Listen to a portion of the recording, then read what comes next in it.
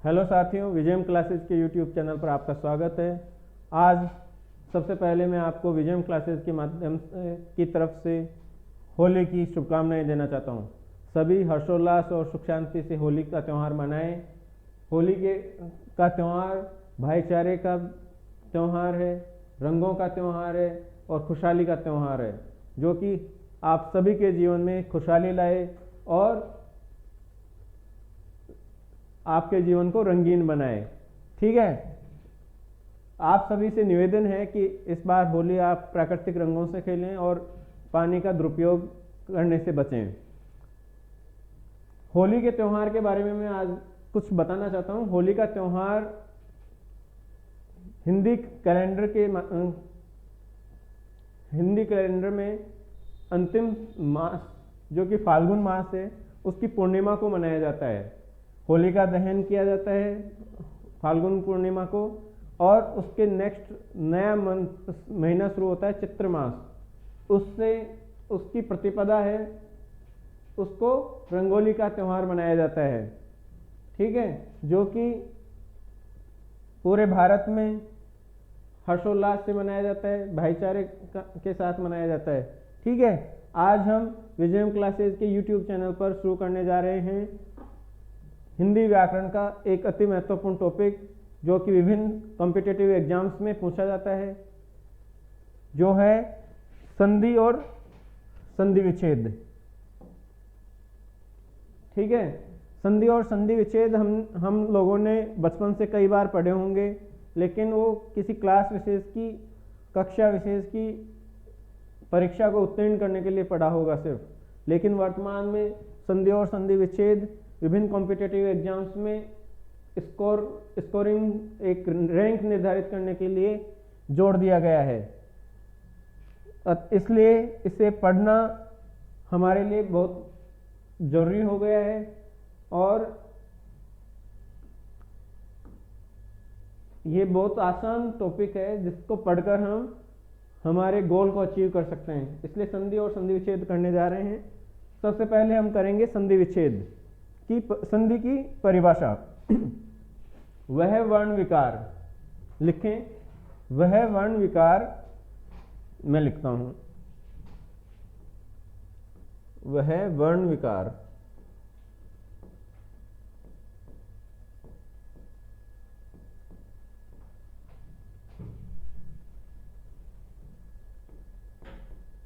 स्वर हो सकता है, व्यंजन हो सकता है या विसर्ग हो सकता है। ठीक है, जो दो वर्णों के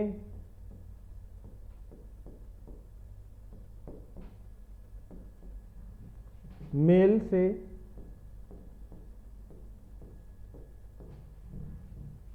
उत्पन्न होता है,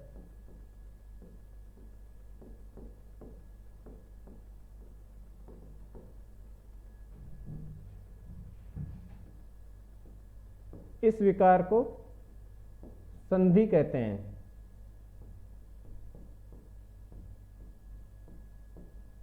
और इस प्रकार बने शब्द को संधि शब्द कहते हैं। ठीक है, ये परिभाषा लिख लें।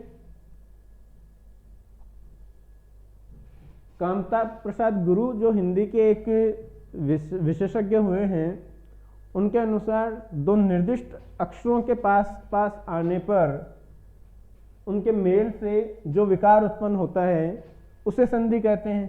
कामता प्रसाद गुरु जो कि हिंदी के एक विशेषज्ञ हैं, उन्होंने क्या कहा है? उन्होंने कहा है कि दो निर्दिष्ट अक्षर जब पास आते हैं और उससे उनमें मेल होता है, और उस मेल के कारण जो विकार उत्पन्न होता है उसे संधि कहते हैं। ठीक है, नेक्स्ट हम देखेंगे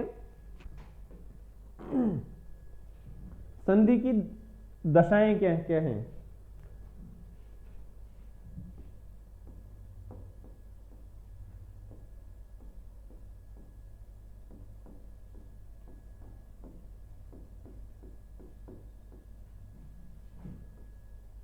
संधि की दशाएं, संधि की दशाओं से मतलब यह है कि संधि दो वर्णों में संधि किन किन दशाओं में हो सकती है, किन किन स्थितियों में हो सकती है। पहला है स्वर प्लस स्वर,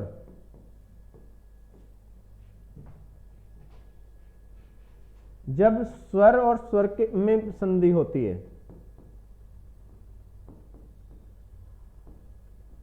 ठीक है, यह स्थिति कौन सी होती है, यह स्थिति कौन सी होती है? जैसे एग्जाम्पल से मैं बताऊं, अक्ष प्लस अंश,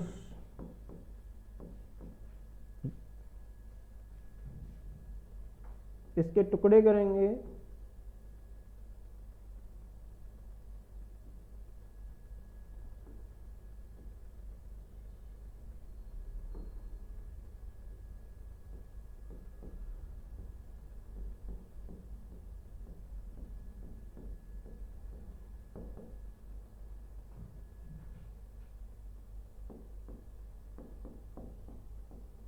ठीक है, यह दो ए पास पास में आ रहे हैं, दो स्वर पास पास में आ रहे हैं, और इनके पास पास में आने से दो ह्रस्व स्वर मिलकर एक दीर्घ स्वर में बदल जाते हैं अपने ही दीर्घ में। तो इनका दीर्घ स्वर कौन सा है? आ।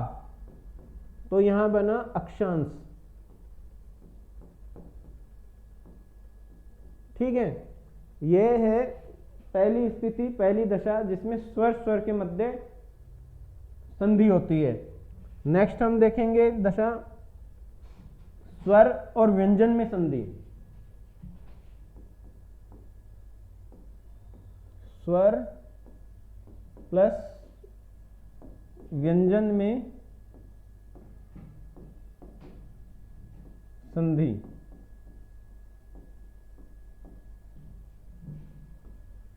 ये कब होता है? इसका एग्जाम्पल मैं बताऊं,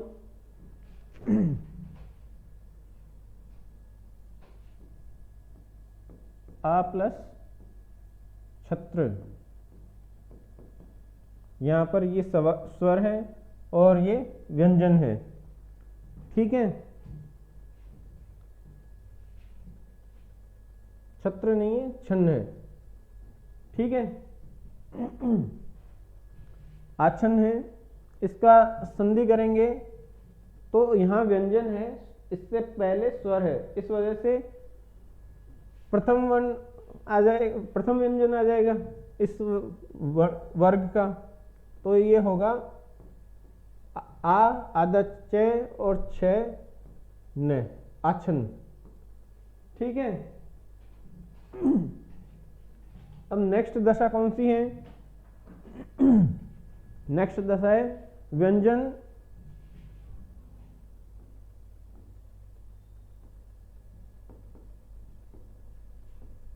प्लस स्वर संधि, स्वर में संधि। ठीक है, इसका एग्जाम्पल क्या हो सकता है? वाक प्लस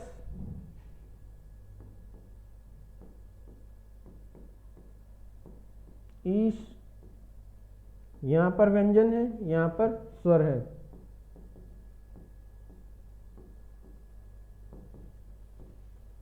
ठीक है, तो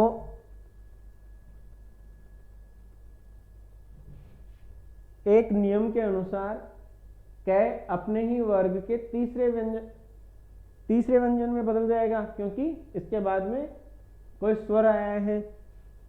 तो इसका संधि क्या होगा? वागीश।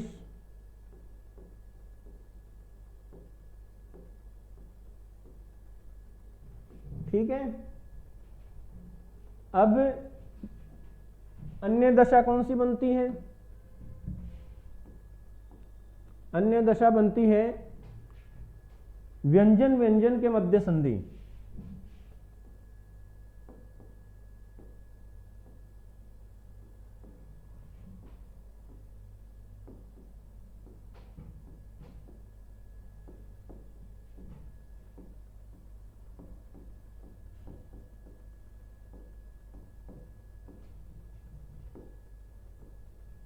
व्यंजन व्यंजन के मध्य संधि, ये कौन सी स्थिति है? इसका एग्जाम्पल है वाक प्लस वज्र। ठीक है, यहां पर ये व्यंजन है,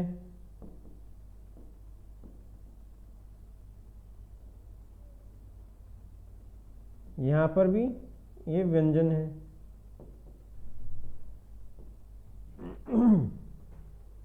ठीक है, इसकी जब दो व्यंजनों के मध्य संधि होगी तो इसका क्या संधि होगा? मैंने बताया था क व्यंजन अपने ही तीसरे व्यंजन में बदल जाएगा, तो ये होगा वाग्वज्र। ठीक है,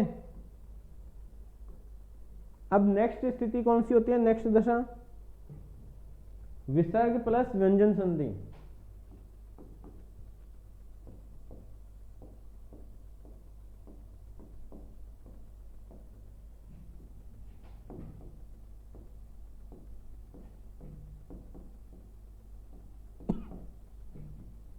विसर्ग प्लस व्यंजन संधि, इसका एग्जाम्पल हम देखें, नमः प्लस कार।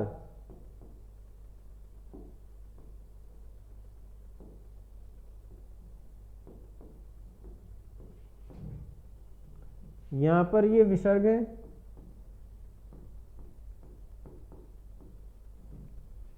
यहां पर क व्यंजन है। ठीक है, तो विसर्ग और व्यंजन के मध्य संधि होगी तो ये हो जाएगा, विसर्ग किस में बदल जाएगा? आदेश में, नमस्कार। इसका संधि होगा नमस्कार। ठीक है, इस प्रकार संधि की कई दशाएं होती हैं, उनके अनुसार संधि होती है। अब हम देखेंगे संधि के प्रकार या संधि के भेद।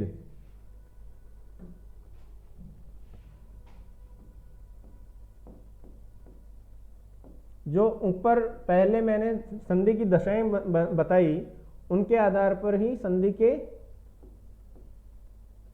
प्रकार देखेंगे हम। उनके आधार पर संधि के कितने प्रकार होते हैं?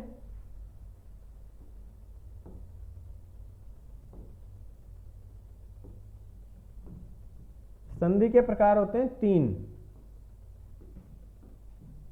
सबसे पहले स्वर संधि, फिर व्यंजन संधि,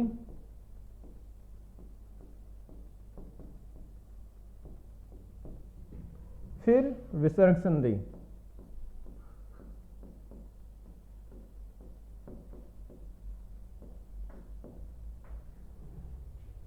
ठीक है, स्वर संधि में क्या होता है? जब संधि स्वरों के मध्य होती है। और व्यंजन संधि में क्या होता है? जब संधि स्वर और व्यंजन के मध्य होती है या व्यंजन व्यंजन के मध्य होती है। और तीसरी है विसर्ग संधि, जब संधि विसर्ग और व्यंजन के मध्य होती है तो वहां विसर्ग संधि होती है। आज हम सबसे पहले करेंगे स्वर संधि।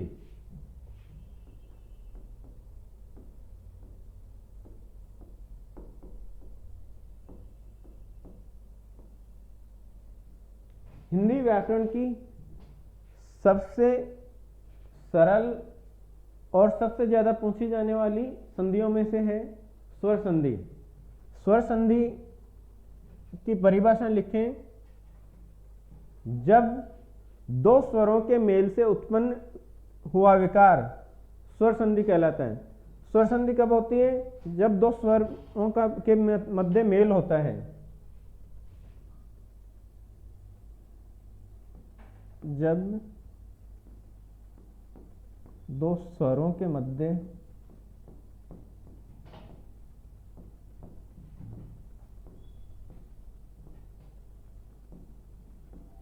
मेल होने से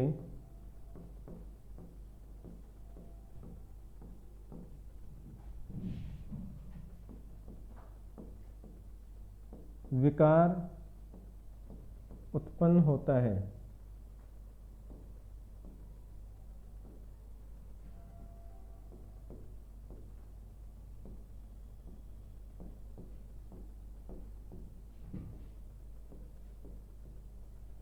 तो वहां स्वर संधि होती है।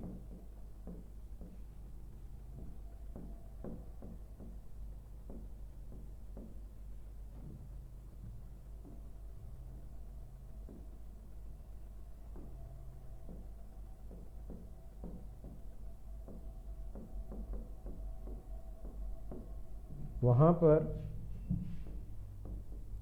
स्वर संधि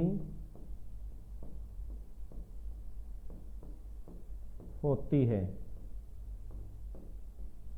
इसके एग्जाम्पल देखेंगे।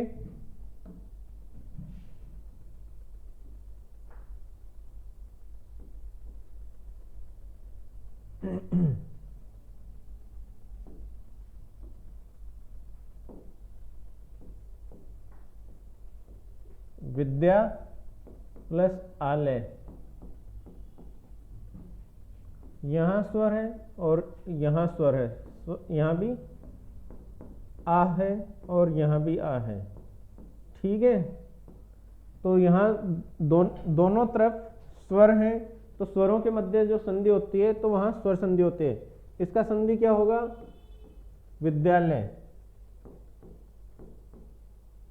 ठीक है, अब हम देखेंगे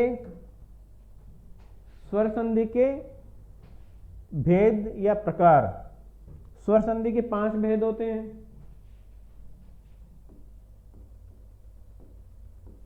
स्वर संधि के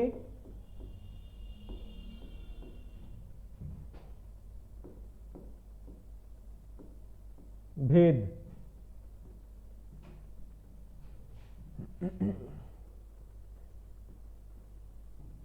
सबसे पहले दीर्घ स्वर संधि,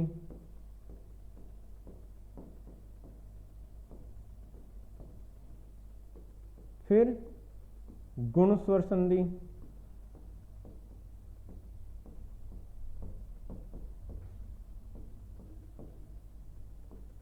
फिर यण स्वर संधि,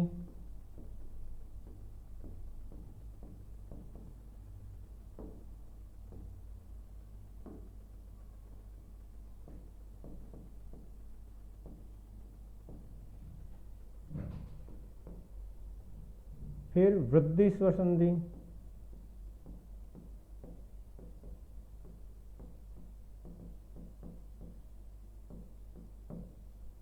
फिर अयादी